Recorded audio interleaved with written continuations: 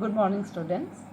Today I will discuss about the definition of civilization as well as the emergence of early civilization. So, at the beginning, first we will discuss about what is civilization and what are the major features of civilization. Etymologically, the word civilization relates to the Latin term civitas or city, which is why it sometimes refers to urban state level societies, setting aside the nomadic culture which lack permanent settlement, and also those settlements do not have urban culture or a state level organization. That is why civilization mostly refer to any complex society characterized by first urban development, second social stratification by the cultural elites, third symbolic system of communication which include the language, script and the writing skill. The next is domination over natural resources. That includes utilization of natural resources such as process of water irrigation, use of forest resources, the metal casting, and domestication of animal. And therefore, these features defined a complex urban civilization, but it took thousands of years to emerge from settled cultivation to the city life. So we will discuss about now the emergence of civilization. During Neolithic era, human races discovered farming and also started domestication of animals. The coming of farming had allowed the growth of settled populations to take place. But the major key elements of the emergence of civilization are the rise of two social institutions, the state and the city, which took thousands of years to emerge. The early farmers lived in small, self-contained communities that might have contained 300 or maybe less than that population. These village settlements were far from the center of state because there was no administration, no social authority, no bureaucracy or taxation. The villagers were no subject to king, but major growth in human settlement began in certain river valleys. Now we discuss about growth of civilization in river valley. A small number of major river valleys in different parts of the eastern hemisphere played a critical role as the cradle of civilization. The great civilization of Mesopotamia, the Egypt and the Indus river valley as well as the Chinese civilization all came under this category. Now the question is, why in river valleys? River valleys offer areas of well-watered, fertile soil which, because of their very high agricultural productivity, can give rise to the large human population concentrated in a comparatively small areas. Rivers are also used as the mode of transportation. Once agriculture had become established in these river valleys, crop yields were very high. This led to the population growth on a large scale that never seen before.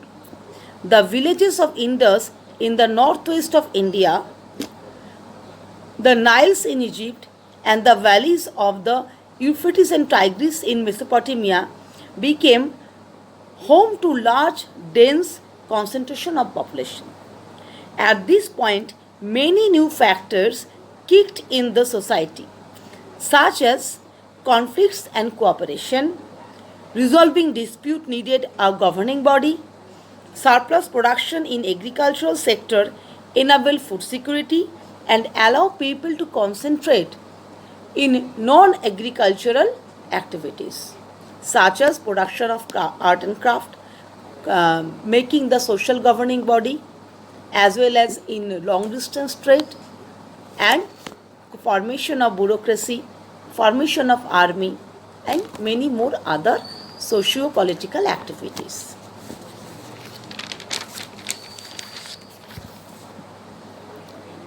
This factor led to the formation of supra villages, that is the center of power. People gained more control over natural resources, irrigation system developed, more ponds, well and dam as well as canal irrigation channels were constructed. These trends promoted the growth of hierarchy of officials and overseer who came to have great power over labor, surplus production, and rest of the population. To protect villagers, natural resources, and surplus production, soon professional armies were made their appearances. Knowing that their security depends on army, people had no other choice but to pay taxes. The army and the tax both made social elites more powerful and helped monarchy to emerge. We have mentioned earlier that symbolic system of communication is one of the major features of civilization. In all early river valleys, civilization historians found evolution of scripts and full writing system. So what we learned that in most of the river valley civilization, the symbolic system of communication, that is reading, writing, different type of script and languages were very common. If we see the case of Egypt, we know that hieroglyphic is their ancient script used in the official purposes. Most of the stone engraved are having the hieroglyphic script in Egypt. At the same time in Mesopotamia, cuneiform script were used for writing and maintaining the economical data and maintaining the accounts. At the same time in Indus Valley, less common type of pictographic script used, but unfortunately most of these pictographic scripts are yet not deciphered by the historians. All this writing skill emerged from 4000 BCE to 3000 BCE.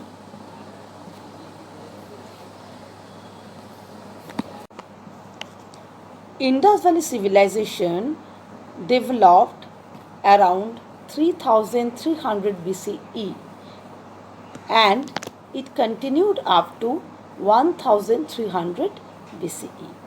During this almost 2000 years span of duration, you can say, it has three phases: the early civilization, the mature civilization, and the later civilization. Indus Valley civilization emerged in the fertile Indus River Valley that is located in the northwest part of India.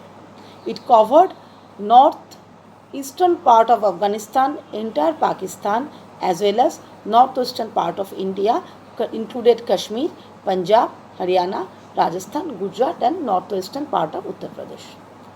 In this large landmass, this civilization continued up to 2000 years, but with three distinct phases.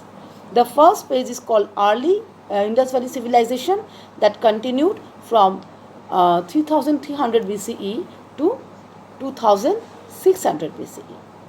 And from 2600 BCE to 1900 BCE is the mature phase of Harappan civilization. And thereafter from 1900 BCE to 1300 BCE is called the later phase of Harappan civilization. In our syllabus, we are having the mature phase of Harappan civilization, that is called the glorious portion of the civilization or glorious era of the civilization. So in our next class, we will discuss about the major feature of Harappan civilization and as well as about its date, extension, expansion and many more other topics. Thank you.